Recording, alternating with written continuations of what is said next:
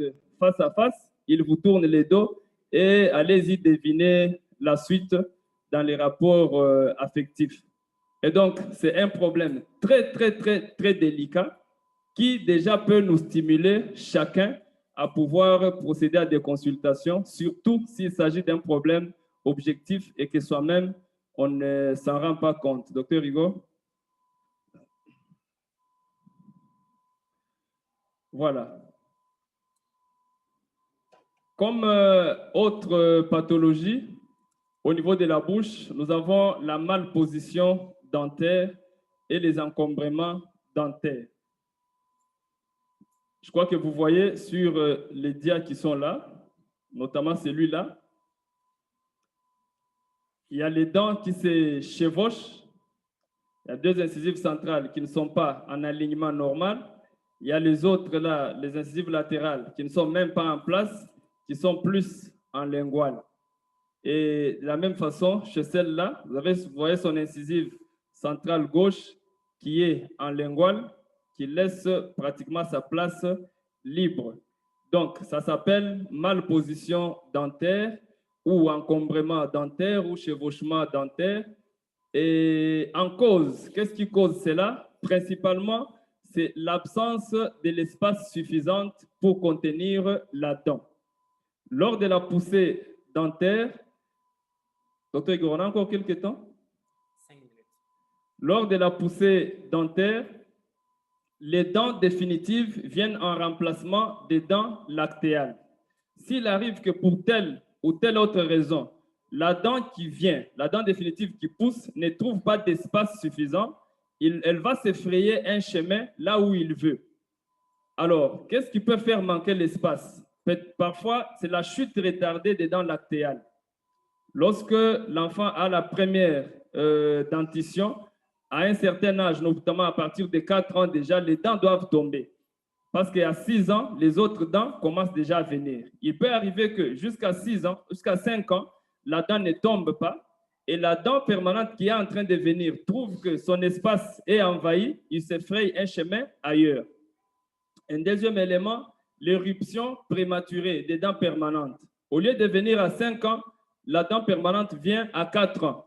Alors qu'à 4 ans, les processus de chute des autres dents ne sont pas encore mis en place et elle vient, elle trouve qu'il n'y a pas d'espace, elle se cherche un chemin.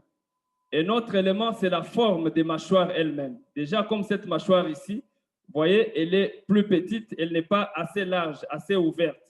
Ce qui fait que les dents peuvent chuter en temps normal, les autres peuvent venir pousser en temps normal, mais elle trouve que par rapport à la forme de la dent, ça ne laisse pas suffisamment d'espace pour que les dents s'éclatent et s'alignent, alors elle se cherche un autre chemin. Un autre élément, c'est la dimension des dents.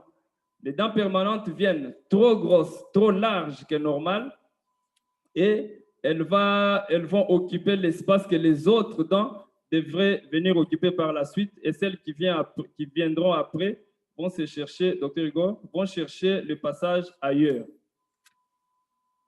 Ça ne passe pas?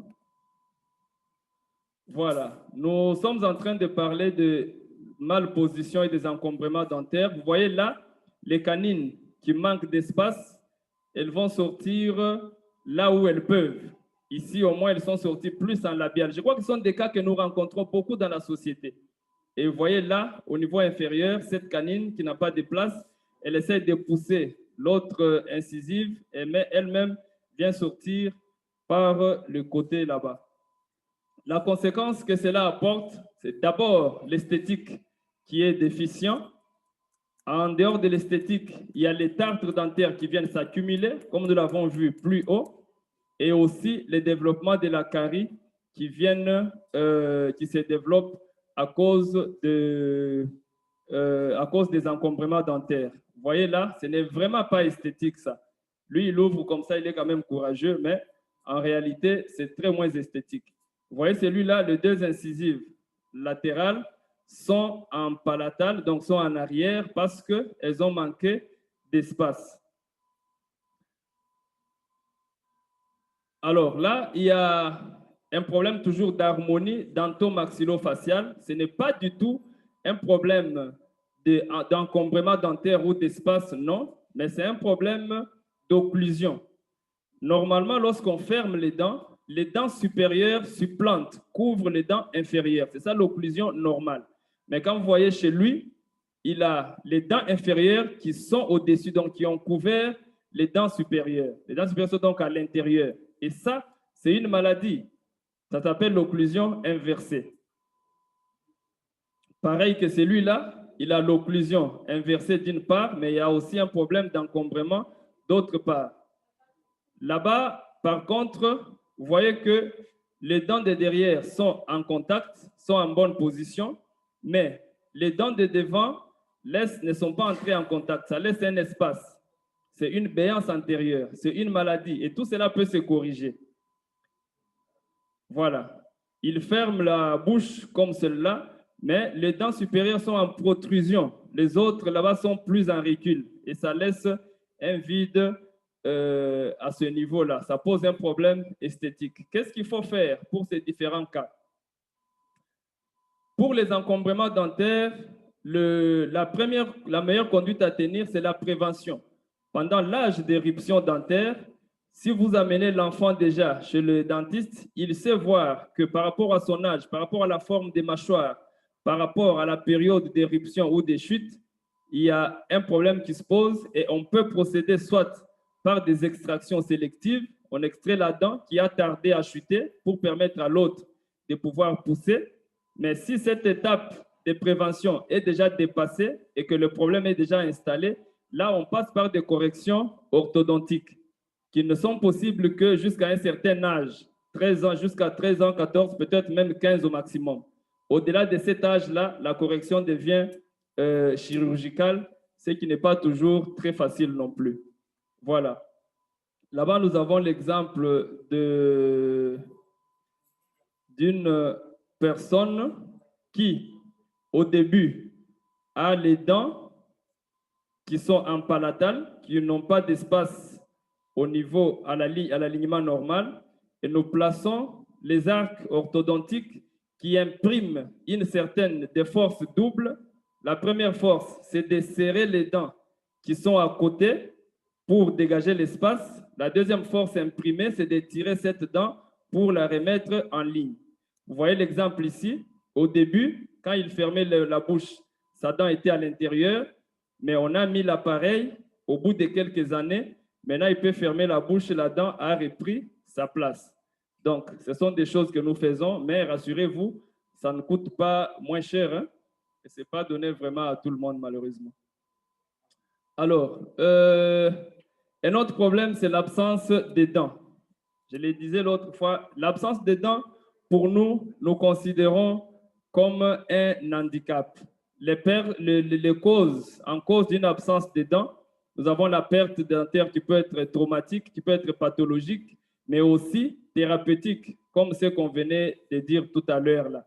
Et les conséquences d'une dent absente, les conséquences sont énormes. Ça peut rentrer d'abord dans la définition du rôle de la dent. Du rôle de la dent. La dent, elle joue principalement le rôle de l'équilibre dentomaxillaire. Et aussi, elle joue le rôle dans la mastication, dans la phonation, dans l'esthétique, ainsi de suite. Et donc, lorsque nous avons une dent absente, l'équilibre dentomaxillaire est perdu, notamment si nous voyons cette occlusion-là, voilà, cette occlusion-là, les dents postérieures sont en contact normal, dans une harmonie comme Dieu l'a fait. Mais quand vous avez une dent qui manque, les dents à côté vont migrer pour gagner cet espace-là et ça va perturber le contact des dents des mâchoires supérieures et inférieures, ce qui va perturber cet équilibre et entraîner des inflammations même au niveau de l'articulation temporomandibulaire. Ce sont des choses, si nous aurons le temps, nous pourrons revenir là-dessus. Pour corriger l'absence de la dent, qu'est-ce que nous faisons? Nous confectionnons des prothèses dentaires. Prothèses dentaires qui peuvent être fixes ou amovibles. Ce sont les dents artificielles. Ce sont les dents artificielles que nous faisons. Et là, vous avez quelqu'un, un modèle des dents chez une personne édentée totale, donc qui a perdu toutes les dents, chez qui on a donc confectionné ces prothèses-là. Alors, une autre pathologie pour finir, c'est la fameuse carie dentaire. On ne va vraiment pas dire quoi que ce soit là-dessus. On observe juste les images. Je pense qu'on pourra dire des mots sur la carie plus tard. Mais néanmoins, disons seulement que la carie, tout au début, elle ne fait pas mal. Comme là, elle est presque invisible. Vous-même, vous ne verrez pas. Mais nous, on verra. Là, ça commence à présenter quelques trous qui peuvent évoluer. Voilà, comme c'est là, ça détruit une grande partie de la couronne. Voilà, ça pose un problème esthétique. Là, vous avez des caries là-bas, là-bas. Voilà, ça coupe pratiquement les dents au niveau des collets cervicales. Ce n'est pas beau à voir. Vous voyez là, par exemple, c'est plus chez les enfants où nous avons cette forme des caries là, les caries rampantes ou les caries arrêtées. Voilà celui-là sur les dents antérieures même qui sont complètement détruites par la carie. Et là, les dents sont presque totalement coupées à cause de la carie. Et voilà. Les caries nous donnent comme conséquence les abcès dentaires qui peuvent prendre différentes formes, différents niveaux de complications. Voilà.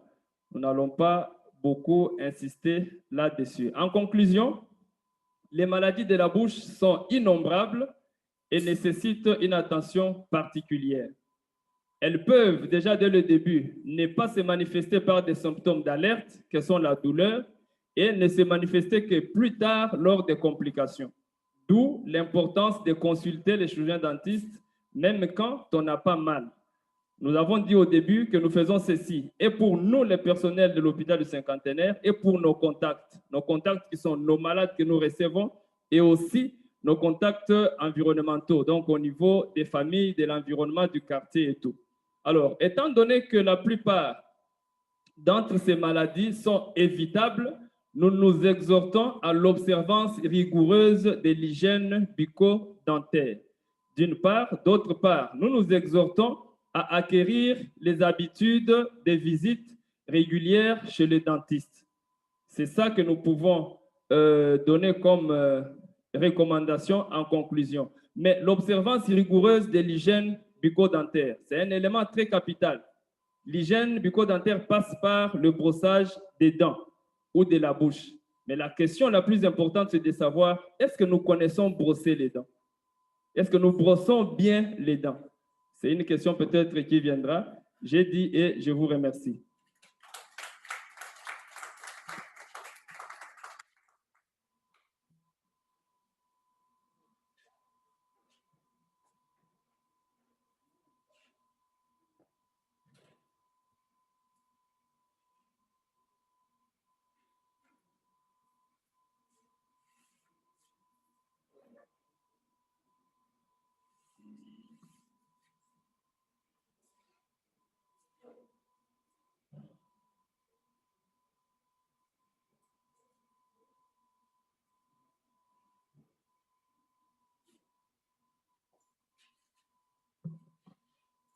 Ok, nous remercions beaucoup l'orateur du jour.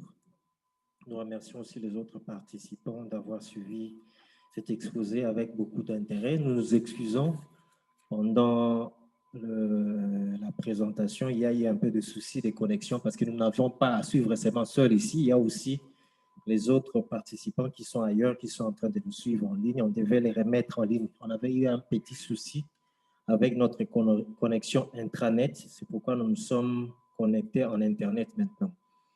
Le sujet d'aujourd'hui, l'orateur du jour a essayé un peu de brosser sur l'aperçu général sur les maladies bucco-dentaires. Au-delà des objectifs et des intérêts, il a parlé de la prévalence. C'est quand même un vrai problème de santé publique où l'on dénote au moins 8 sur 10 personnes qui peuvent avoir des problèmes bucco-dentaires et dans les familles, selon les études qui ont été faites, 9 sur 10. Il a fait un rappel anatomique de la bouche et de la dent et il a parlé de quelques pathologies en insistant, même bien que cela n'est pas une pathologie, mais un des grands motifs de consultation en dentisterie, notamment les douleurs. Il a parlé des stomatites, et parmi les stomatites, on classe les chélites, les glossites, les uranites et même la gingivite. Il a parlé des tartres dentaires avec leurs conséquences, notamment la dyschromie, la mauvaise haleine, la carie dentaire. Il a parlé des fractures et des mobilités dentaires anormales, des mauvaises haleines, dont les causes peuvent être aussi bien locales que générales. Il a parlé des malpositions et de malformations. C'était malposition et encombrement dentaire. Et il a parlé de l'absence dentaire et de la carie. Vous voyez qu'il a terminé par la carie. Nous pensions que venir faire une consultation chez un chirurgien dentiste, c'est limité à la carie dentaire, c'est-à-dire quand on a mal. Mais si on faisait une petite étude en interne de tout le personnel de l'hôpital, on aura combien de ceux qui ont des douleurs? On aura combien de ceux qui ont des stomatites? Combien auront de tartres?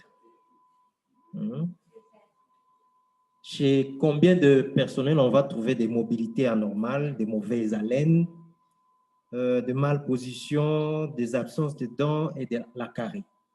Donc, peut-être c'est une étude en interne ici. On va seulement publier, ça sera dans l'anonymat, il ne faut pas refuser.